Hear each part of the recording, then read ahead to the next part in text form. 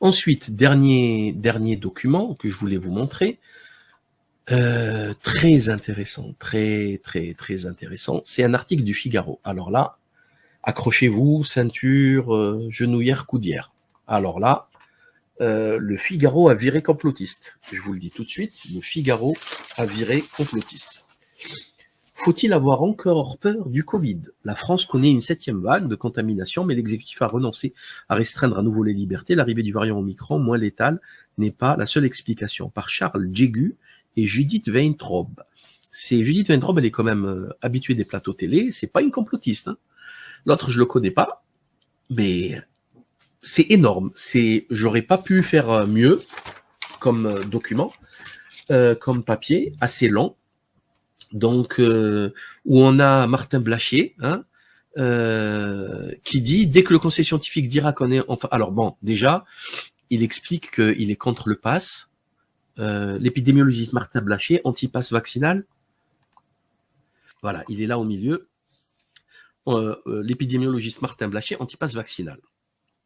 Alors, qu'est-ce qu'il dit? C'est une faute grave. Alors, Olivier Véran a commis une erreur de lecture des courbes en voulant l'imposer le pass. C'est une faute grave qui va laisser des traces pendant des années, regrette-t-il. Le pass vaccinal est devenu le point Godwin des discussions sur le virus. Il a alimenté le complotisme parce que c'est pire qu'une obligation déguisée.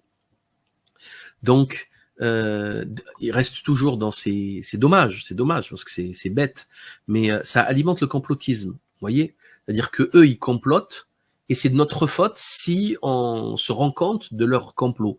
Et pour lui, c'est une erreur d'avoir imposé. Donc on avait raison. Déjà, donnez-nous au moins le crédit, rendez-nous justice. On avait raison. C'est que le début, hein, vous allez voir, c'est énorme. Hein. Concernant la récupération, la reprise des soignants non vaccinés, le chef de l'État avait déclaré le 2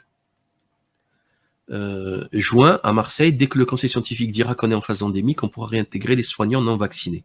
Donc là, il milite énormément pour la réintégration des patients non vaccinés. Donc c'est très bien. C'est un article du Figaro, hein, Figaro. Donc c'est écrit noir sur blanc là. Hein. La propagation du virus n'est plus le bon signal. Omicron a changé la donne, explique-t-il, en supprimant quasiment le risque. Alors, de débordement de notre système de santé, chaque Français a été infecté en moyenne 1,2 fois en 2020. On est dans le vivre avec.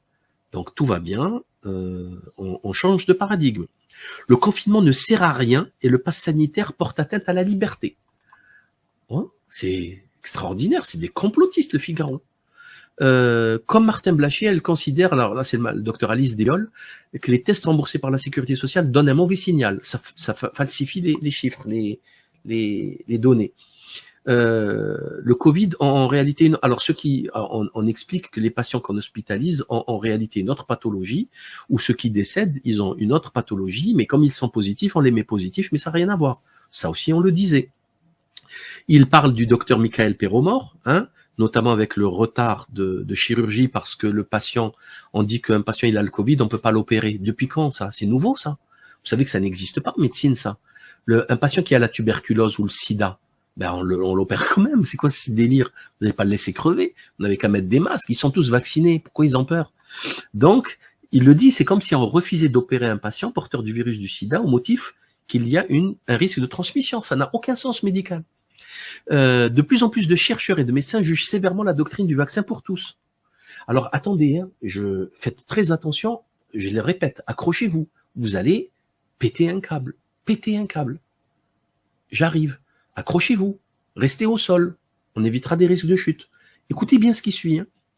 Donc, de nombreux médecins jugent sévèrement la doctrine du vaccin pour tous. Très bien. Le vaccin altruiste n'a pas servi à grand-chose. Hein, on se vaccine pour protéger les autres. N'a pas servi à grand-chose. C'est une stratégie qui a été très coûteuse et qui produit des effets indésirables sur certains sujets, 1 sur 1000, comme les complications cardiovasculaires, troubles menstruels et de la fertilité, asthme. Il aurait fallu tout ce temps pour conclure que la bonne stratégie vaccinale, la vaccination ciblée des populations à risque, et bien sûr de ceux qui le souhaitent, comme on le fait pour la grippe. Se désole Alice Desbioles. Ils reprennent les propos d'Alice Desbioles. Mais là, on s'accroche. Écoutez bien, hein. Page 39, Figaro Magazine du 8 juillet 2022. On s'accroche. Plusieurs épidémiologistes soulignent qu'un Didier Raoult a eu raison de dire qu'un vaccin qui se focalise sur la seule protéine spike est voué à perdre son efficacité car les souches mutent. Voilà, on y est. Voilà, allez, Raoul, t'as raison. Maintenant, c'est dans le Figaro. Ok, c'est très bien. On va plus loin. La stratégie suédoise validée. Hein. Donc, on nous explique que alors ça c'est les travaux, notamment les derniers livres de Monsieur Laurent, l'épidémiologiste Laurent Toubiana. Je dis pas docteur parce qu'il n'est pas médecin.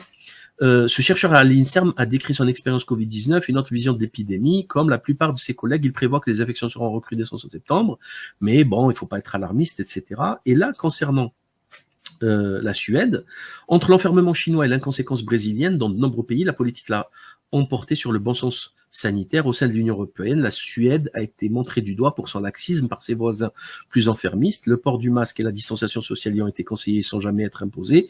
Il n'y a eu a fortiori ni confinement ni couvre-feu. On peut comparer les résultats de la France et de la Suède parce que les dynamiques épidémiques qui sont très proches, blabla, et ils ont un meilleur résultat que nous. En revanche, en termes de perte de PIB, de ralentissement de la croissance, de dégâts économiques, sociaux et de troubles psychiques, les consultations chez les psys ont été multipliées par 2. Le bilan de la pandémie en France est beaucoup plus lourd qu'en Suède. Vous voyez? Voilà. On y arrive petit à petit. Hein, on y arrive. Le mensonge prend l'ascenseur, la vérité prend l'escalier, voire l'échelle. Plus lente, beaucoup, voire même la corde. Elle est beaucoup plus lente, la vérité, mais elle va finir par s'imposer. Vous savez pourquoi? Parce que c'est le propre de la vérité. C'est ainsi que ça fonctionne.